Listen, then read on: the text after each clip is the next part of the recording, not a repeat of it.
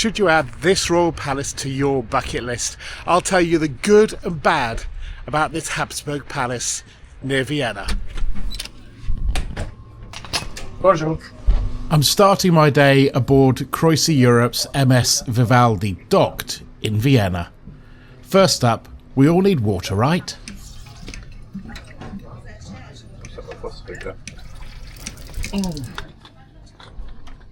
After chuckling to myself about his escapades with the water, yes, I was feeling the pressure to get this one right too. We're now going to head to the palace through the infamous traffic from Vienna. If you've seen my previous video, you'll know that it took quite a long time to get through some of the traffic in Vienna, so hopefully by leaving at 8 o'clock in the morning it's not going to be too bad. I'm trying to brave the stairs. It's not going to be too bad today, but let's get on board and get to the Habsburg Palace.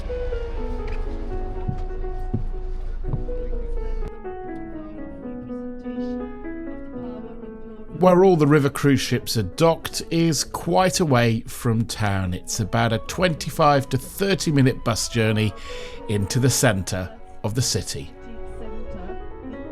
So we have got off the bus after going around the ring, which was the old castle walls here in Vienna, but when they realised that Napoleon got through the castle walls, they didn't really have the same potency of defence, so they disappeared. They created this ring road, and a lot of the famous things that have happened in Vienna since have happened in and around that area.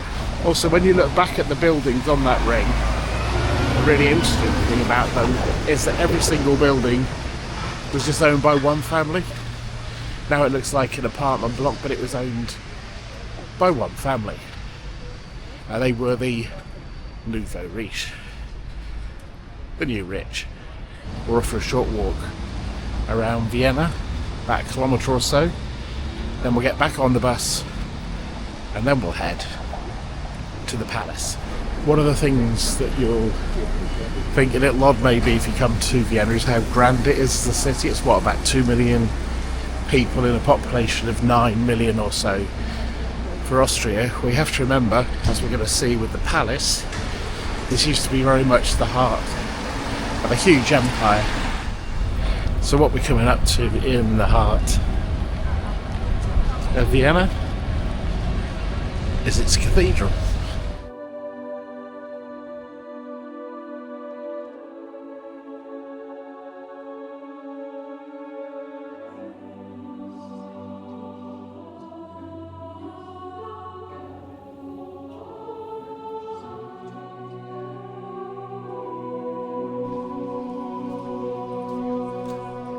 So we've come back outside to have a look at the cathedral from outside and get a better view. But the one thing you might think is, looking at that, it looks like a really old cathedral. It was built many years ago. Well, the original was, but just before the end of World War II, the roof was hit by incendiary devices and the whole thing was very badly damaged. But Austria clubbed together to put it back in its place. So that, believe it or not, was where Mozart died. That what we're leaving behind us is the crypt for the Habsburg family. And there was actually a burial there quite recently, in the last year or two. It is now full, so no more space at the inn. But if you do want to go in there when you're in Vienna, you can. From here, it was time for me to get back on board the excursion bus and head for the Schönbrunn Palace. Another 20 to 25 minutes on the road. Well, it may be a Schönbrunn Palace, but it's not Schön weather. It's pretty horrible. But let's go and have a look at this palace. And this physical representation of the Habsburgs and their empire is quite a sight to take in, even on a grey morning.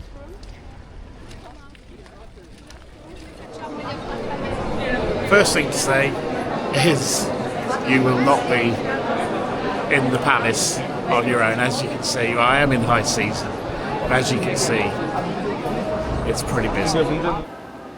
Even with the large crowds around, the palace is quite magnificent. My only problem really was that being on an excursion with a river cruise company, my time was short. So I only got brief glimpses of things I'd love to stay longer and look at. Now I could have edited this such that you didn't see the crowds, but I think this is a better representation of what it's like to visit this palace in high season.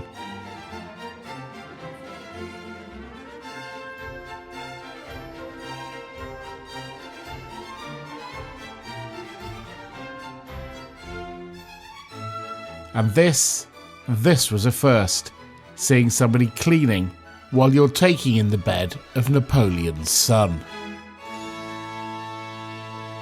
Like most tourist attractions these days, it seems you're always routed out through the gift shop.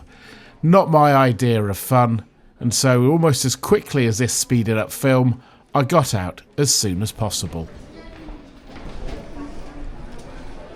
That's the inside of the palace done. What was it like? Well, it was very interesting, but as you could see, it was incredibly busy.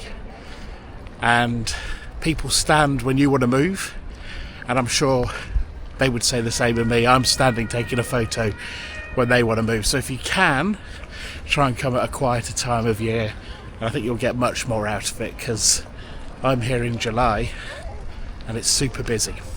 Now we need to go and take a look at the gardens, because we haven't got long. We've only got about another half an hour here.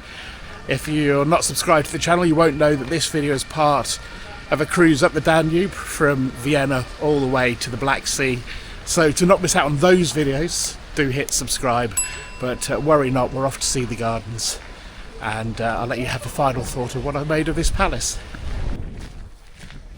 So the story I really like about this place is why it's the size it is, because it is magnificent, but apparently it was supposed to be a lot bigger. They were building it in response to Versailles. They'd seen Versailles and thought, wow, we need to match that. So they drew up some plans.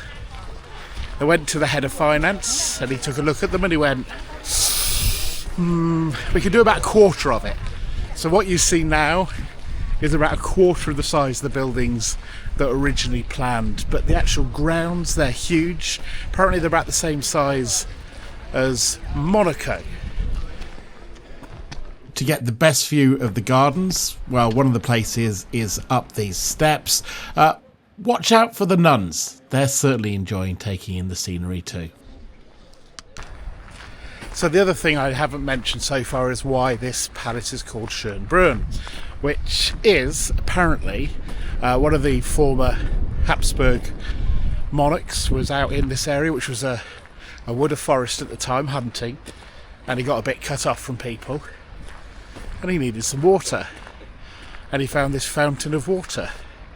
So the palace is Schönbrunn. That's where it comes from, and a lot of the forest has disappeared and gradually this palace was created. Made it to the water fountain. Now need to get back to the coach. Only got 10 minutes to do that. But should you come to this palace? 100% yes.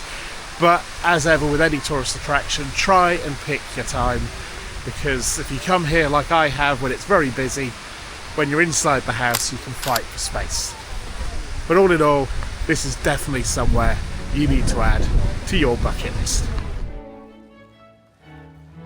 So as I've already hinted on this video, my other big problem really with visiting the palace was that as it was an excursion with a river cruise company, the time there was far too brief.